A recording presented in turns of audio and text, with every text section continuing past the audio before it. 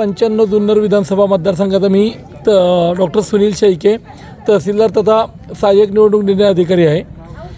भारतीय निवडणूक आयोगाच्या जे उपक्रम आपण मतदानाची टक्केवारी वाढवण्याच्या अनुषंगाने असते, त्या अनुषंगाने आपण प्रत्येक तालुक्यामध्ये वेगवेगळे मतदान केंद्र, म्हणजे कुठं पिंक असतं, कुठं ग्रीन बूथ असतं किंवा युनिक बूथ असतं, त्याच्या अनुषंगाने आपण जुन्नर तालुक्यात जे काही बूथ बनवलेले आहे त्याच्यापैकी हे जे बोरी गावातलं जे मतदान केंद्र आहे ते युनिकमध्ये आपण हे केलेलं आहे। युनिक ह्याच्यासाठी की ह्या मतदान केंद्रावर 282 नंबरचं मतदान केंद्र आहे, बोरी गावात कुकडी नदीच्या काठी असलेलं मतदान केंद्र आहे की या ठिकाणी काही पुरातत्व जे आपल्याला पुरातत्व विभागाने बरंचसं उत्खनन केलेलं आहे, त्याच्या अनुषंगाने जे काही वेगवेगळ्या पुरातत्व म्हणजे याच्यामध्ये जे इंडोनेशियाचे जे ज्वालामुखी झालं होतं त्या काळातले जे राख जे होते त्याच्यातनं काही अवशेष सापडलेले आहेत की त्याचं एक प्रदर्शन या ठिकाणी ठेवलेलं आहे। युनिक मतदान केंद्राच्या अनुषंगाने याच्यातनं असं की मतदानाची टक्केवारी वाढावी, त्याचबरोबर त्या तालुक्याचा जो एक त्या तालुक्यातली एक वेगळी काही जी बाब असेल की ती बाब मतदानाच्या अनुषंगाने संपूर्ण भारतात किंवा जगात त्याची प्रसिद्धी होईल याच्या अनुषंगाने आपण हे मतदान केंद्र बनवलेलं आहे।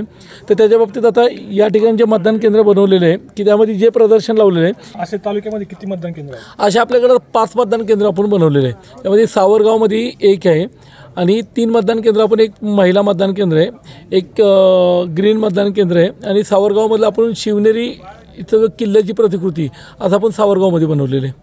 सर ते युनिक मतदान केंद्र किती आहे आपल्याला? युनिक एकच आहे। हे युनिक एक असं आहे किंवा जुन्नर तालुक्यातलं व पर्यटनाच्या अनुषंगाने बऱ्याच गोष्टी माहिती आहेत, परंतु ही जी गोष्ट जुन्नरमधली आहे की ती म्हणजे याच्यामध्ये रिसर्च खूप झालेले आहे, बऱ्याचशा गोष्टी म्हणजे रिसर्च चालू पण आहे, परंतु अजूनही बाबा जुन्नरमध्ये असे अवशेष सापडलेले आहे किंवा राख अशी नदीपात्रात आपल्याला सापडलेली हे अजून बऱ्याच जणांना माहीत नाही।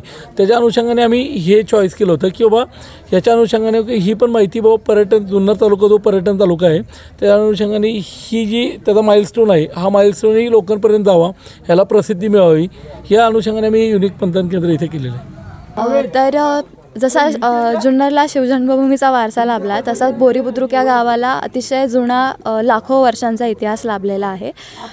गावामध्ये नदीच्या किनारी आपल्याला लाखो वर्ष जुनी असलेली ज्वालामुखीची राख वेगवेगळ्या एकूण 10 ठिकाणी आढळून येते आणि या ज्वालामुखी राखेचं महत्त्व पुरातत्वाच्या दृष्टीने खूप महत्त्वाचं आहे, इतिहासाच्या दृष्टीने खूप महत्त्वाचं आहे। त्यासाठी आम्ही हे प्रदर्शन आयोजित केलं आहे। यासोबतच इथे नदीकिनारी सापडलेली जे काही अश्मयुगीन हत्यारे आहेत ज्याच्यामुळे आपल्याला त्या काळातील मानव कसा होता, त्याचं आयुष्य कसं होतं याचा अंदाज येतो, तीसुद्धा सापडली होती।